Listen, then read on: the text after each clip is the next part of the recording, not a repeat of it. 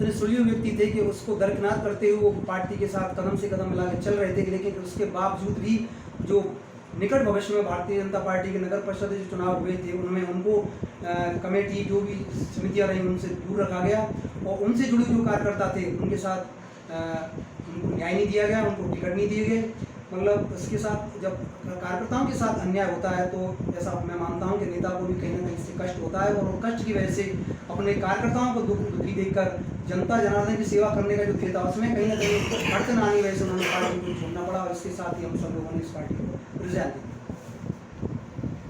अभी वर्तमान में आप बीएसपी के कार्यकर्ता हैं और नेताजी से जुड़े हुए हैं। अभी ग्राउंड लेवल पर, जमीनी स्तर पर बहुजन समाज पार्टी के जो प्रत्याशी हैं वो मुरैना विधानसभा से 3 प्रत्याशी हैं, और मैं समझता हूं कि तीनों गुर्जर समुदाय से हैं। कैसे आपके जो समुदाय के जो वोटर हैं वो कैसे आकलन करेंगे, कैसे डिस्टिंग्विश करेंगे, कैसे अंतर करेंगे कि किस व्यक्ति को वोट दिए जाए? मैं समझता हूं नेताजी स्वभावतः है और ओबियसली वे एक अच्छे व्यक्ति हैं और पूर्व IPS पूर्व मंत्री रह चुके हैं, समाज में उनकी पकड़ है। लेकिन अन्य 2 प्रत्याशी हैं वो भी सामाजिक नेता हैं, उनका भी रिकॉर्ड ठीक है, वेस्ट वर्ग में पहचान है, गुर्जर समाज से जुड़े हुए। कैसे वो वोटर का असमंजस कैसे समाप्त होगा आपके अनुसार? क्योंकि आप भी विधानसभा चुनाव पूर्व में देख चुके हो और आगे चुनाव अभी चल रहा है उसमें भी आप घूम रहे होंगे, तो कहीं ना कहीं जो विधानसभा चुनाव विधायक जो लड़ रहे हैं उनकी शिकायतें इसी को आपको मिल रही हैं। लेकिन मैं समझता हूँ कि हमारे माननीय मंत्री ने इतना सब कुछ कर दिया हमारे लिए कि हमें कहीं कोई शिकायत शिकवा नहीं मिली। क्या है होता है कि जब जो विधायक बनता है एक बार उसको हजारों शिकायतें मिलती हैं, आप देख भी रहे हैं वर्तमान मध्य प्रदेश में क्या स्थिति बनी हुई है। तो हमारे माननीय मंत्री ने हमें इतना सबल बना दिया है, इतना ताकतवर बना दिया है उन क्षेत्र में विकास की वजह से कि हम कहीं भी जाते हैं तो हमें चारों तरफ से इतना स्वागत सत्कार और आदर सम्मान मिलता है, वो सिर्फ विकास की वजह से। और इन तीनों प्रत्याशियों में अगर कोई किसी को अगर विकास पुरुष कहता है तो माननीय रुस्तम सिंह से आपको कहता है, अगर दिनेश गुर्जर जी को कोई विकास पुरुष नहीं कहता, रघुराज जी को वो भी मंत्री रहे, कैबिनेट में दर्जा प्राप्त है, उनको कोई विकास पुरुष नहीं कहता, और माननीय मंत्री रुस्तम सिंह साहब को चाहे वो क्षेत्र मुरैना हो या ग्रामीण अंचल हो या बाहर हो, हर जगह जो शिक्षित है या अशिक्षित है व्यक्ति फिर भी उनको विकास पुरुष कहते हैं। तो कहीं ना कहीं अपन इस बात को मान सकते हैं कि उन्होंने बहुत कुछ किया है जिसकी वजह से आज लोग उनको सम्मान और सत्कार देते हैं।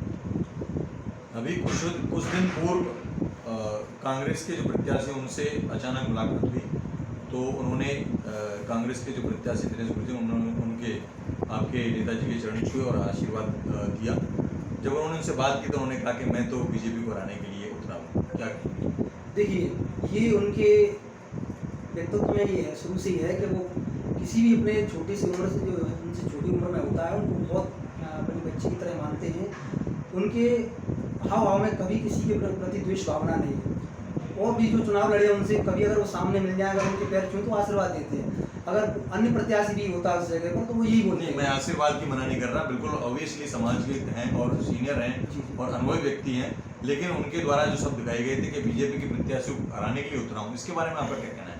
देखिए इसलिए उन्हें मालूम है कि भारतीय जनता पार्टी यहाँ से 18 साल से राज्य कर रही है, तो उन्हें लगता है और आप भी समझते हो कि भारतीय जनता पार्टी से लड़ाई है, तो उन्होंने बोला कि भारतीय जनता पार्टी से लड़ाई हमारी, कांग्रेस तुम्हारी फाइट में नहीं। कांग्रेस का कोई ना तो विजन है, ना विकास है, ना कोई आगे भविष्य में कोई उसका आगे कोई ऐसा सरोकार है विकास से। इसलिए उन्होंने कहा कि मेरी लड़ाई बीजेपी से है, तो बीजेपी से लड़ रहा हूँ मैं। आपको कोई दिक्कत नहीं, आपको आशीर्वाद पैर छूने को आशीर्वाद देना एक स्वाभाविक है, इसमें कोई तर्क वितर्क करने की बात नहीं है। लोगों ने उसको तर्क वितर्क में ला दिया है, राजनीतिक बना दिया है, जो कि एक जन सामान्य व्यक्ति भी कर सकता था उस बात को आशीर्वाद देने की, लेकिन लोगों ने उसको तोड़ मरोड़ के पेश किया, जो कि मैं इस बात को खंडन करता हूँ, ठीक नहीं। की तारीख में लोग अपने अपने प्रत्याशी को दिल में बिठा चुके हैं, मान चुके हैं, क्योंकि वोट जो होता है, मत होता है, आंतरिक स्वभाव का होता है, उसको बताया नहीं जाता। बताया भी जा सकता है लेकिन ये अंदर की बात है, कहने के लिए कुछ भी कह सकता है लेकिन देता कोई। क्या लगता है आपको बहुजन समाज पार्टी क्या गुल खिलाएगी इस 2023 के चुनाव में? क्या प्रदर्शन रहेगा उसका? बहुजन भविष्य में जो आज तक पीछे वर्तमान में भी मतलब जो चल रहा है प्रचार, उसको देखते हुए मैं कहता हूँ इसका भविष्य ना गजब होने वाला मुरैना में, क्योंकि आज तक बहुजन कभी मुरैना से नहीं आया। एक बार अपवाद कह सकती बल्कि दंडोतिया जी के चुनाव के समय में, कभी भी जब से चुनाव हुए हैं बहुजन समाज पार्टी मुरैना से, मतलब मुरैना से लेकर छोड़ा तक कभी नहीं आ रही। रही ग्रामीण के सवाल, तो आप समझते हो ग्रामीण में माननीय मंत्री का क्या है? इस बात को आप भी महसूस करते आपका हो? कहने का मतलब है जो वोटिंग का जो रेशियो है उसमें कभी नहीं आ रही। कभी नहीं आ रही मुरैना से, मुरैना से। और ग्रामीण से थोड़े लीड कम हो जाती थी। जबकि आपको मालूम है कि माननीय मंत्री का ग्रामीण में कितना वर्चस्व है।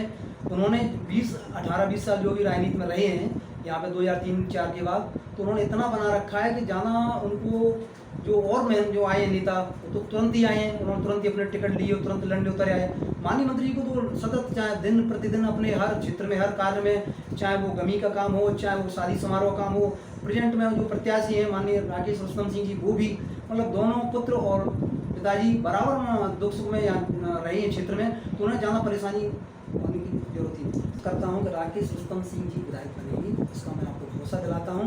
क्योंकि क्या है कि राकेश रुस्तम सिंह जी पूर्व में जिला पंचायत सदस्य भी रहे हैं, इस माध्यम से वो जनता के बीच जीत चुके हैं, राजनीति में पहले से। बीच में टूकूंगा मैं आपको, राकेश रुस्तम सिंह जी जो जीत हासिल की उन्होंने, मैं समझता हूँ 1 या 2 वोट से जीते। नहीं, 4 वोट से सॉरी, ये बहुत बड़ा डिफरेंशिएशन नहीं था, न ही कोई इतना विशेष अनुभव है। क्या वो अपने पिताजी के पद चिन्हों पर चल पाएंगे? मैं आपको जवाब देता हूँ।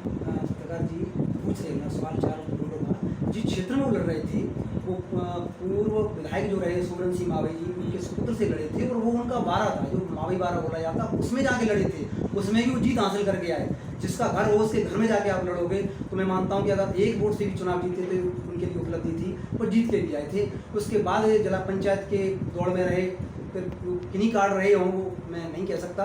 उसके बाद दूसरा अविश्वास वाले प्रकरण भी आया था, जिसमें माननीय मुख्यमंत्री ने उनको आश्वस्त किया था कि आप भविष्य में विधायक आगे चुनाव लड़ाया जाएगा, आपका ध्यान रखा जाएगा, आप इसमें ना, अगर वो अंदर चले जाते वोट डालने और वो जिला पंचायत सदस्य अध्यक्ष बनते और 5 साल के लिए बनते, क्योंकि उसमें 3 साल का कोरोना काल भी जुड़ा जाता, तो उसमें पार्टी की।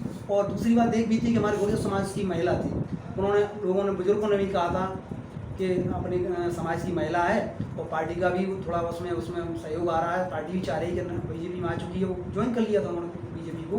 तो उन दोनों चीज़ों को रखते हुए उन्होंने पार्टी का भी ख्याल रखा, समाज का ख्याल रखा, और महिला का सम्मान किया, और अपना खुद का वोट न डालते हुए अपन वापस हुए, जिला पंचायत को उन्होंने नौछावर कर दिया। एक अंतिम सवाल